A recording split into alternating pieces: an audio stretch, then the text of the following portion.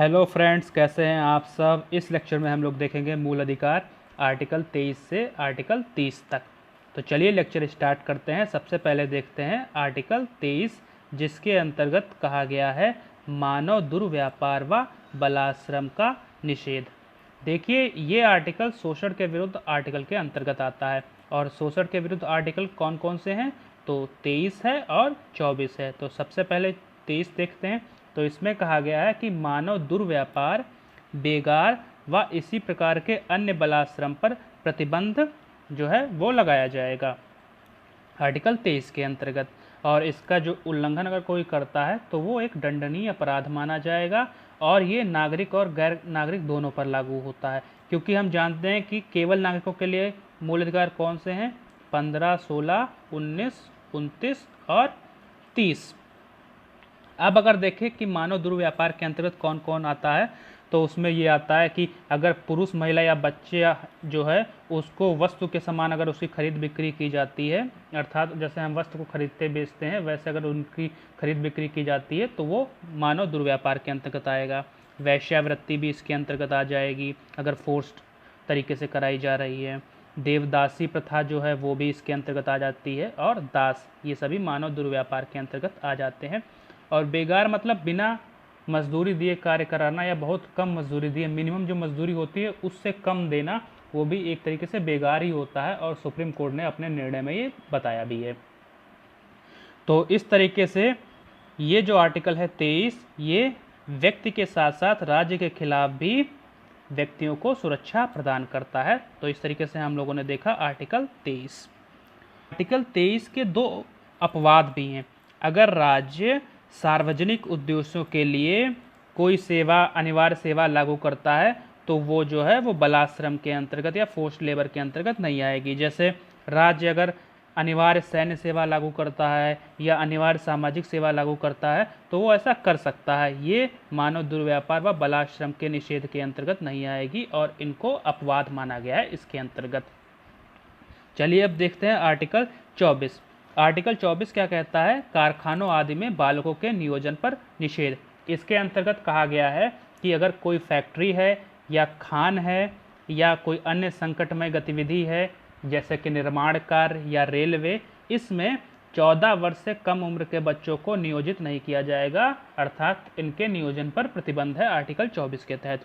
और इसी को आधार बनाकर जो हमारा संसद है वो एक कानून लाया, बाल श्रम प्रतिषेध व नियमन अधिनियम 1986। और इसमें संशोधन किया गया 2016 में, जिसको कहा गया बाल श्रम संशोधन अधिनियम 2016, जिसके अंतर्गत अब 14 वर्ष के सभी बच्चों को सभी व्यवसायों या प्रक्रियाओं पर रोक लगा दी गई है। अर्थात अब 14 वर्ष के बच्चे जो हैं सभी व्यवसायों या प्रक्रियाओं में नहीं लगाए जा सकते हैं। और इसी संशोधन के माध्यम से 14 से 18 वर्ष की जो आयु के बच्चे हैं उनको खतरनाक व्यवसायों या प्रक्रियाओं में नहीं लगाया जाएगा। तो इस तरीके से इस संशोधन अधिनियम के माध्यम से क्या हुआ कि 14 वर्ष के बच्चों को किसी भी रोजगार में नहीं लगाया जाएगा और 14 से 18 वर्ष के जो बच्चे हैं उनको खतरनाक व्यवसायों या प्रक्रियाओं में नहीं लगाया जाएगा। इस संशोधन के माध्यम से ये कहा गया। चलिए अब देखते हैं आर्टिकल 25। आर्टिकल 25 है धर्म की स्वतंत्रता का अधिकार। देखिए, इसके अंतर्गत कहा गया है, देखिए जो धर्म की स्वतंत्रता का अधिकार है वो आर्टिकल 25 से लेकर आर्टिकल 28 तक है। और इसमें आर्टिकल 25 में कहा गया है कि सभी व्यक्तियों को अंतःकरण की स्वतंत्रता होगी, धर्म को अबाध रूप से मानने की स्वतंत्रता होगी, इसका आचरण करने की स्वतंत्रता होगी और प्रचार करने की स्वतंत्रता होगी। ठीक है, तो ये आर्टिकल 25 की बात है।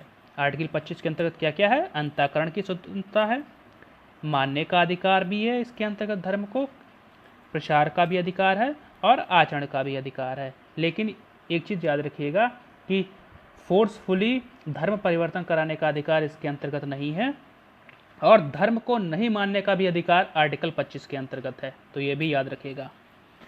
अब इस अधिकार पे कुछ प्रतिबंध भी लगाए जा सकते हैं, सार्वजनिक व्यवस्था को देखकर, नैतिकता को देखकर और स्वास्थ्य को देखकर। साथ ही साथ जो राज्य है वो धर्म के जो अलग पहलू होते हैं जैसे कि आर्थिक, वित्तीय, राजनीतिक पहलू जो होते हैं उन पर विनियमन या निर्बंधन लगा सकता है, अर्थात उनको रेगुलेट कर सकता है। जैसे आर्थिक पहलू हैं या सामाजिक पहलू हैं या और भी जो धर्म के पहलू होते हैं उन पे राज्य निर्बंधन लगा सकता है, उनको रेगुलेट कर सकता है, लेकिन धार्मिक पहलुओं पे वो दखल नहीं देगा। दूसरा है सामाजिक कल्याण और सुधार के लिए वो जो है धार्मिक संस्थाओं में हस्तक्षेप कर सकता है। जैसे कि हिंदू मंदिर है कोई, उसको दलितों के लिए भी खोलना हो तो वो राज्य कर सकता है, क्योंकि ये सामाजिक उत्थान और सामाजिक कल्याण, सामाजिक सुधार के लिए कदम माना जाएगा।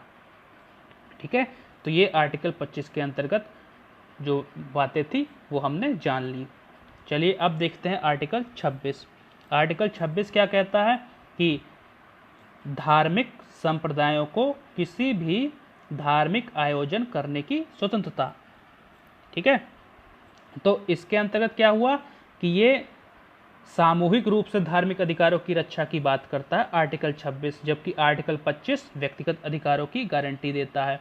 और आर्टिकल 26 पर भी वही व्यवस्थाएं हैं, वही निर्बंधन हैं जो कि आर्टिकल 25 के अंतर्गत थे, अर्थात सार्वजनिक व्यवस्था के नाम पर आर्टिकल 26 को रेगुलेट किया जा सकता है, अर्थात इसको सीमित किया जा सकता है, नैतिकता के आधार पर सीमित किया जा सकता है, और स्वास्थ्य संबंधी जो गतिविधियां हैं उनके आधार पर इसको सीमित किया जा सकता है। अगर इसको डीपली पढ़ें आर्टिकल 26 को, तो इसके अंतर्गत किसी भी धार्मिक संप्रदायों को धार्मिक एवं मूर्त प्रयोजनों के लिए संस्थानों की स्थापना करने का अधिकार होगा, उनके पोषण का अधिकार उनको होगा, अपने जो धर्म विषयक कार्य हैं किसी भी संस्थान के उसका प्रबंधन करने का अधिकार होगा। साथ ही साथ जो उनकी संपत्ति है, जंगम या स्थावर संपत्ति जो है उसके अर्जन और स्वामित्व का अधिकार भी आर्टिकल 26 के अंतर्गत होगा। इस तरीके से देखें तो ये सामूहिक रूप से धार्मिक कार्यों के प्रबंध की स्वतंत्रता की व्यवस्था आर्टिकल 26 के अंतर्गत की गई है। चलिए अब देखते हैं आर्टिकल 27, जिसमें कहा गया है कि धर्म की अभिवृद्धि के लिए करों के संदाय से स्वतंत्रता। ठीक है, इसके अंतर्गत क्या है आर्टिकल 27 के अंतर्गत कि राज्य कर के रूप में लिए गए धन को किसी विशिष्ट धर्म के उत्थान एवं रखरखाव में व्यय नहीं कर सकता। और इसमें यह भी कहा गया है कि कोई भी अगर व्यक्ति है वो किसी विशिष्ट धर्म या धार्मिक संप्रदाय की अभिवृद्धि के लिए कोई कर लिया जा रहा है तो उससे उसको मुक्ति प्राप्त होगी, वो जरूरी नहीं है कि वो कर दे, अर्थात उसे बाध्य नहीं किया जाएगा उस कर को देने के लिए। ये आर्टिकल 27 के अंतर्गत कहा गया है। तो इसका मतलब हुआ कि किसी भी धर्म या धार्मिक संप्रदाय है उसकी अभिवृद्धि या पोषण में व्यय करने के लिए जो कर लिए जा रहे हैं उसको देने के लिए किसी को बाध्य नहीं किया जाएगा, ये कहा गया है आर्टिकल 27 के अंतर्गत। चलिए अब देखते हैं आर्टिकल 28। तो आर्टिकल 28 कहता है कि धार्मिक शिक्षा में उपस्थित होने से स्वतंत्रता, अर्थात जो राजनीति से पूर्णता पोषित कोई भी संस्थान है उसमें किसी भी प्रकार की धार्मिक शिक्षा नहीं दी जाएगी। ठीक है, राजनीति से जो पोषित संस्थान है उसमें सिर्फ शिक्षा ही दी जाएगी, धार्मिक शिक्षा नहीं दी जाएगी। देखिए 4 प्रकार के शिक्षण संस्थान होते हैं। एक तो जो पूर्ण रूप से राज्य के नियंत्रण में हो, दूसरा जिनका प्रशासन तो राज्य करता है लेकिन स्थापना न्यास या विन्यास के द्वारा होती है, अर्थात ट्रस्ट के द्वारा होती है, या तो वो राज्य द्वारा मान्यता प्राप्त हो या राज्य द्वारा वित्त सहायता प्राप्त कर रहे संस्थान। ये 4 प्रकार के संस्थान होते हैं। तो जो पहला है पूर्ण रूप से राज्य के नियंत्रण में, इसमें कोई भी धार्मिक शिक्षा नहीं दी जाएगी। और जो प्रशासन जिसका राज्य करता है लेकिन स्थापना न्यास या विन्यास के द्वारा हुई, ट्रस्ट के द्वारा हुई है, इस पे धार्मिक शिक्षा दी जा सकती है, क्योंकि यहाँ पे ट्रस्ट की बात है तो यहाँ पे धार्मिक शिक्षा की अनुमति होती है, क्योंकि ट्रस्ट किसी न किसी धर्म विशेष से संबंधित होता है।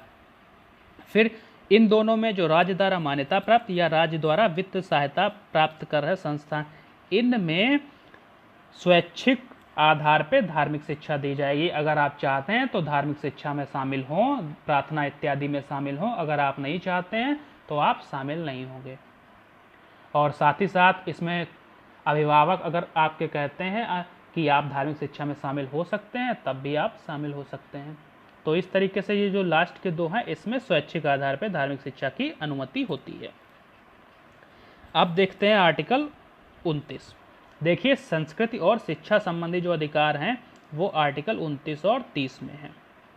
तो अल्पसंख्यकों के हितों के संरक्षण का बाद आता है तो आर्टिकल 29 के अंतर्गत आता है। इसमें कहा गया है कि भारत में रहने वाले सभी नागरिकों, यहाँ पे नागरिक शब्द ध्यान रखिएगा क्योंकि आर्टिकल 29 और 30 केवल नागरिकों को प्राप्त हैं, को अपनी बोली, भाषा, लिपि, संस्कृति को सुरक्षित रखने का अधिकार होगा तथा किसी नागरिक राज्य के अंतर्गत आने वाले संस्थान या उससे सहायता प्राप्त संस्थान में धर्म, जाति, भाषा के आधार पर प्रवेश से नहीं रोका जाएगा।